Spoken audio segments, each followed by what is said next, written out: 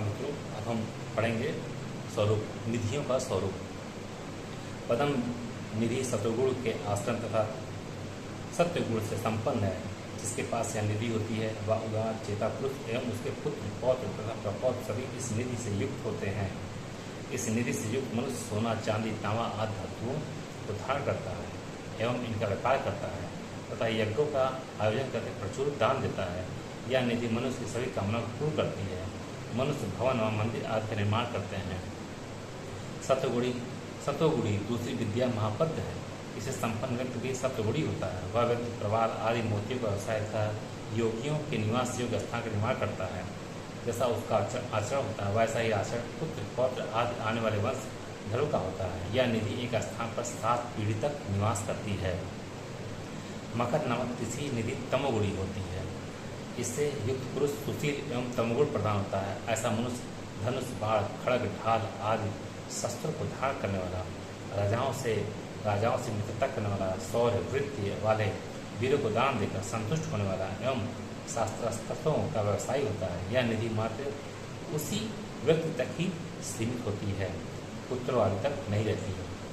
कच्छप नामक निधि से युक्त मनुष्य धन के लिए तस्करों द्वारा, डाकुओं द्वारा यदि या युद्ध क्षेत्र में मृत्यु प्राप्त होता है, यह तमोगुणी होती है। इससे युक्त पुरुष तमोगुणी, पुण्यवान, आचार व्यवहार और कर्म के वशीभूत होकर सभी प्रकार के भोगों को भोगता है। वह किसी पर विश्वास नहीं करता। कच्छप निधि वाला पुरुष मनुष्य रत्नों को संचित करके गुप्त रखता है, कहीं यह नष्ट न हो जाए, ऐसा विचार करके ना तो किसी को देता है और ना स्वयं उसको भोगता ही है। मुकुंद नामक निधि रजोगुणी होती है। इससे युक्त व्यक्ति अपने धन को पृथ्वी में गाड़ रखता है और यह निधि भी एक ही व्यक्ति तक सीमित होती है। इस गुण से युक्त मनुष्य वीणा, वेणु, मृदंग आदि के अनेक वाद्य यंत्रों का संग्रह करता है। संगीतज्ञों, नर्तकों, वंदी, वागद, सूत, विट व कविता के सस्वर पाठ करने वालों को धन देता है। इस प्रकार के सुखों को भोगता है। वह व्यक्ति सुंदर स्वस्थ व्यक्तियों से ही अधिक प्रेम करता है। नंद नामक निधि रजोगुण व तमोगुण से युक्त होता है। इस गुण से युक्त व्यक्ति अत्यंत स्तंभित तथा सभी प्रकार के धातु, रत्न, पुण्य द्रव्यों एवं धन्यादि का संग्रह करता तथा व्यवसायी होता है। अपने आत्मीय जनों, अतिथियों व अभ्यागतों के आश्रय देने वाला होता है। सम्मान के साथ रहता है। अपमानजनक व्यवहार को सहन नहीं कर पाता।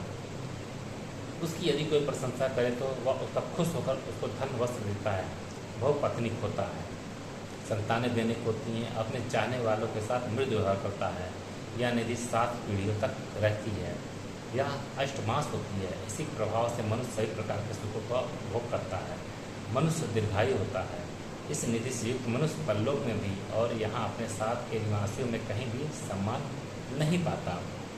नील नामक महानिधि सत्वगुण व रजोगुण से युक्त होता है। इस निधि से संपन्न व्यक्ति सत्वगुण व रजोगुण से रहित होता है।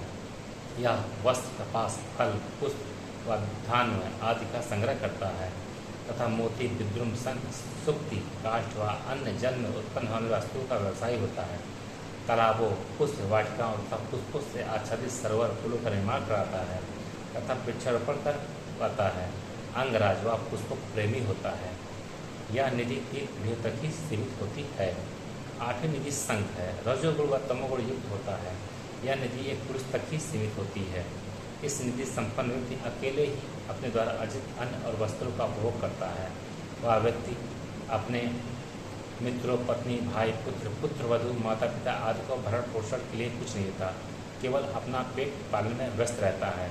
इस प्रकार 8 निधियों को ध्यान करने वाला व्यक्ति संयुक्त रूप से सभी के फलों को प्राप्त करता है। धन्यवाद।